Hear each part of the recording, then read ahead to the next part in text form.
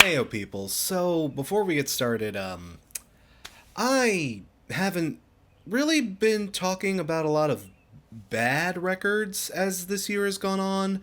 I'm sure a lot of you have noticed. Part of that is on purpose. I'm just not chasing after stuff that I know is going to be garbage or that I have no interest in. You know, for the benefit of my own mental health. But also, to be honest, 2023 hasn't been like that bad of a year. There have definitely been some stinkers for sure, but you know, nothing that necessarily popped up on my radar. Like, I've been doing a lot to just make sure I'm not covering trash just to be Mr. Angry Reviewer Man. I don't know if I don't have interest in it, or if it just looks like it's bad, or if it's got a particular stink around it. You know, I've been avoiding it, just purposefully. I feel a lot better for doing that. But sometimes a bad album is inevitable, and I don't plan on never talking about troublesome records again. But I also kind of wanted to give y'all a sort of heads up of sorts. You know how Fantano has his red flannels and his not goods? You know, you look at the thumbnail, Anthony's wearing a red flannel, you know, uh-oh. And that's a great idea. So I kind of want to do something like that for y'all. And for this, I feel like it's only appropriate that we brought a little homie back into the fold. Everyone, say hi to Lil Sweetie. You're going to be seeing her every time an album I talk about is... Well, heyo people, I'm Crash Thompson, and welcome to this review of the latest from Avenged Sevenfold. Life is but a dream. Ah, boy, y'all. 7 years. 7 years of waiting for this record. I really gotta ask, A7X fans, how are y'all taking this? I don't have a dog in this fight. Like, I'm not an Avenged Sevenfold stan by any means, but I'm also not a hater. I had no reason to necessarily believe that this record was gonna be that big of a train wreck. And then We Love You dropped.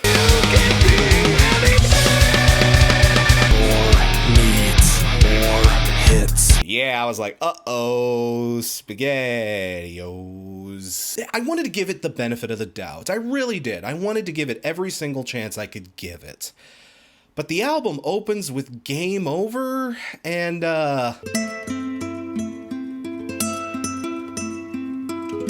okay, first off, there's a lady who's sure all that glitters is gold. Come on, guys. Wow, this song really showcases the troubles we're gonna have with this thing right out of the gates. Like, the way the vocals are sloppily layered over each other in the verses.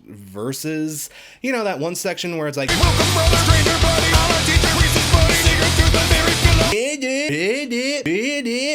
It just feels like it's a technique the guys are using to work around M. Shadow's voice. With these really short little phrases and these really quick, jumpy cuts in the vocal delivery. From a production standpoint, I can't imagine who thought this was a good choice. You know, that's the thing with a lot of bands like this. When the music is much less up to their usual standard, the lyrics tend to stick out a lot more. And man, some of these fucking lyrics.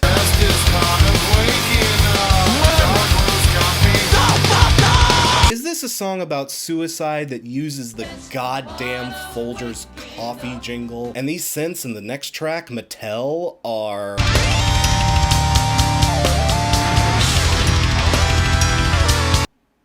a choice. And again, you can just see them pulling just so many tricks out of the hat to work around what has to be the album's, well, one of the album's biggest problems. M. Shadow's voice. He's shot. He is completely just... his vocals are destroyed. There's just No nicer way to put it, I'm sorry. They pull out every single trick they can to try to mask it. They push his vocals towards the back. They have him sing in his lower register in a lot of songs. They even, like, put a lot of vocal distortion in weird places. And again, the cutting and pasting tricks that they try on some songs to just get around the fact that this guy cannot fucking sing anymore. He can't sing. He sounds like he's in pain. Like, you could always say M. Shadows sang a bit out of his range even at the best of times, but he at least got most of the way there on a lot of their earlier works. On this record, he's not even close in most places. Audible creaks and squeaks, and like, he sounds like the squeaky voiced teen in agonizing pain. Part of it too is the guys are still writing songs that don't kind of make up for Shadow's deficiencies. Like, I don't know, there's still a lot of tracks on here where they go for those sky-high moments, but he just can't reach them. I can almost guarantee you, on tour, when they have to do this stuff live, they're gonna have to break out the auto-tune, the assisted vocal stuff. Like, there are going to be clips of them live, and it is just gonna sound like a freaking beat-boop robot machine, because this guy can't fucking sing anymore. I'm sorry. When I'm actually listening to the record going, man, are you okay? Please have a drink of water. Like, that is a terrible freaking sign, y'all. I do want to give some credit where it's due, particularly on stuff like the song Nobody.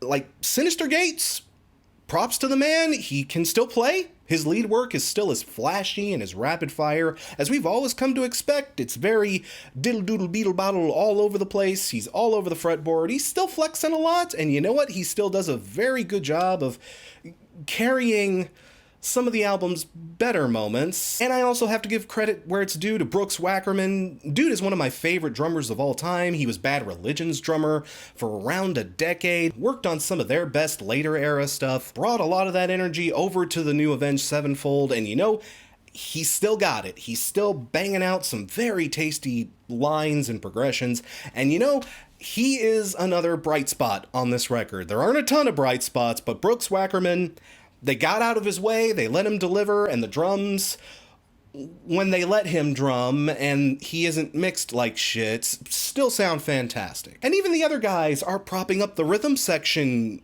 in at least a competent way. Like, the playing on this album isn't necessarily bad. Gates also plays piano on this record, and he, again, from a technical perspective, he's a very skilled piano player as well as an engaging shredder, so again, raw technical performance, they can still play. I can't knock them points off, again, except for Shadows. The technical, that's not where I have issues with this record. It's the production and the construction of some of these freaking songs. Y'all. More, want more. I mean, y'all heard this when it was a single. This is a fucking train wreck. I would be embarrassed to release something like this. This song feels more like 6 or 7 ideas for different songs, all just slapdashed together with absolutely no cohesive elements and just stuck on the thing to help pad out running time. I would be ashamed to put this thing on as a deep cut, let alone a fucking single. This may easily be one of the worst songs of the year. But this song serves as like an interesting problem for the rest of the album, because almost every track on this thing feels like, I guess, over-designed is the word I'm looking for here. There aren't a ton of songs on this thing that have, you know, the basic verse, bridge, chorus, you know, the basic bitch metal song sort of structure. Like, songs will have these weird interludes or these sections that kind of abruptly cut into something that feels like a completely different song for like 3 or 4 minutes, and then it'll jump right back in. Sometimes they'll bring out like elements into the song that don't feel like they fit. Like, they'll just throw an acoustic guitar in to a particularly heavy song, or they'll bring in these truly farty and squelchy and disgusting sounding synthesizers to interrupt the song for like a fucking Yes solo for like a minute and a half. The synth and electronic choices on this thing are a choice. And you know, there is a part of me that does respect the ambition going on with this record. Is that the word I'm looking for? Like, you can say a lot of things about this record, but it ain't boring. It's just that the stuff they're going for and the shots they want to take, like a better band could pull them off. This album has a problem I've taken to calling Generation Swine Flu. I mean, you ever listen to one of those records where I guess technically it's a heavy metal record, but you can also tell that they wanted to be like super proggy and complicated with it too, but they also wanted to have these like lush and colorful sing-along choruses like Journey, but also these dark and sinister black metal tinges, but also, you know, throw in some Rush with a dash of grunge, with a bit of pop, and like some reggaeton too, because that's what Frank the bassist is into right now, and if we don't appease Frank, then Jimmy is going to be pissed, and if Jimmy's pissed, he won't let me have my solo on song 6, and the producer is up our ass this entire time, and the label doesn't want to give us another delay. Do you kind of see where I'm at here? This album feels like it's pointed in 50 different goddamn directions, but it doesn't successfully move in any of them. Like, if I had to summarize this album in one word, it'd be confused. I don't know what the hell soundscape they were trying to accomplish, and the thing is, I don't think they know either. It just reeks of compromised vision. It's a million things, but it's also nothing at the exact same time. Like, honestly, this is one of those records where the story behind it is probably way more interesting than the results we got, because I don't know, all the delays, all of the squabbling, the use of psychedelic drugs to make this thing. And again, a lot of their technical ambitions are just shot in the foot instantly because M's Shadows sounds like he's a complete shambles, and the lyrics he's writing? Walk on water, but the water swallows you. Well, then you ain't walking on water, are ya? And it really hits ahead once we get to the G-O-D tracks. Again, the synths on G. Why are you guys trying to be Dream Theater? I know you've, like, had Dream Theater members in your roster. That doesn't give you permission to go ripping off images and words. Fucking stop that. And on Ordinary? Wow. Oh, these guitars, these fucking... By the way, stadium, Arcadium-ass guitars. Again, it's not even like Synyster Gates is particularly bad at this kind of thing. It's just such a weird look for this band. It doesn't work. And then we get to Death and... Oh, you fuckers with the lounge shit. This Arctic Monkeys ass, the car ass Arctic Monkeys BS. God, again, all of these jumbled elements and all of these different influences and stuff that really doesn't fit into their sound being crammed into here just apropos of nothing. It makes me feel like these guys were trying to write like their version of Sgt. Pepper's or the White Album. Yeah, we're gonna take a bunch of LSD and make our fucking Revolution record, and yeah, it's gonna be this big head trip, and all they ended up making was a fucking mess. Psychedelics are fun, but they do not bring out genius in everybody. Y'all, I'm sorry, but this thing is just a mess. A disorganized train wreck of a record. And again, I don't have a dog in this fight. I'm not a hater. I'm not a super fan. I don't know. I can vibe on Avenged Sevenfold when they're making good music, but whatever the hell this is, I can't fuck with it. I'm glad some of y'all in the fan base are happy with it at least. I mean, I have seen some positive feedback from folks. But the thing about that, even a lot of the folks who came to me at least and said, oh yeah, I'm really liking this record. I don't know what the fuck it is yet, but I like it. See, that says a lot to me. When even the diehards are like,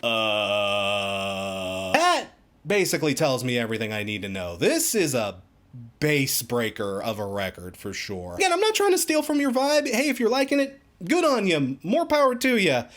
I'm glad somebody does. You know what? Feel free, hit up this video in like 6 months, 3 months, whatever. Hit me up later and let me know how you feel about this one, because once the initial honeymoon phase wears off for a lot of y'all, I feel like it'll make more sense to you then. And you know, I do want to give credit where it's due. Brooks is hammering out some good shit. Gates can certainly still play. The other guys can still play. The rhythm section is doing good with the material they've been given. But you know, even despite M. Shadow's voice being blown out, this didn't have to be a train wreck. Honestly, one of my favorite Alexis on Fire albums, Old Crows, Young Cardinals, that was made under similar circumstances. Their vocalist blew his voice out, he could no longer scream and screech, so they were kind of up shit creek. But their vocalist took on a new approach to screaming and growling, and the band wrote songs and structures that worked around his particular new style. And you know, I think a lot of Alexis on Fire fans would even still say that's probably not like their best record, but they still delivered one of their most solid and most commercially successful albums by, again, working around the troublesome elements they had to deal with. Avenged Sevenfold did not do that here. It feels like an album where everybody wanted this thing to be something different. No one would compromise, no one would move, and so we have, again, an album like Generation Swine, where 50 different people want it to be 50 different things, and everyone gets a piece of their vision, but no one gets a whole chunk. And the album is just this absolute tattered mishmash of different styles and ideas and stuff that is never fully fleshed out, or is fleshed out never have been so alive, but fucking shouldn't have been. Y'all, I'm sorry, but I'm feeling like a solid to strong 3 on this thing. It's a train wreck. It's an interesting train wreck, and you know, people who do see something in this, I kind of get where you're at. I like that it's ambitious. I like that even though it's bad, it's not bad because it's mediocre, tossed off, boring dross and fluff. I'm glad that it's not a dull record, but look, just because your ideas may be ambitious doesn't mean that they're good. And that's the review. Wow. I really would love to hear y'all's thoughts on this. Again, especially those of y'all that are vibing on this. Like, absolutely, let me know what is appealing to you. If you're liking it, if you're not liking it, let me know if you're on the same page, or if there were other things about this album that kind of put you off of it. I would definitely be interested to hear from folks like later down the line, 3 months, 6 months, come back to this record and let me know if you're still vibing on it. But thanks again for watching, folks. I'm also gonna get a review of the new Foo Fighters album in later this week, probably. I bought it on vinyl, so that should be another bit of a preview as to how I feel about it. This review will be much more positive, I can pretty much guarantee you. Also still working on the next Longform. That'll probably be out sometime in June, so again, stay tuned for that as well. Not much longer to wait on that. Thanks again for watching. As always, feel free to like, comment, and subscribe below. We always appreciate it. My name is Thompson. Thanks again for watching, and I will see ya when I see ya.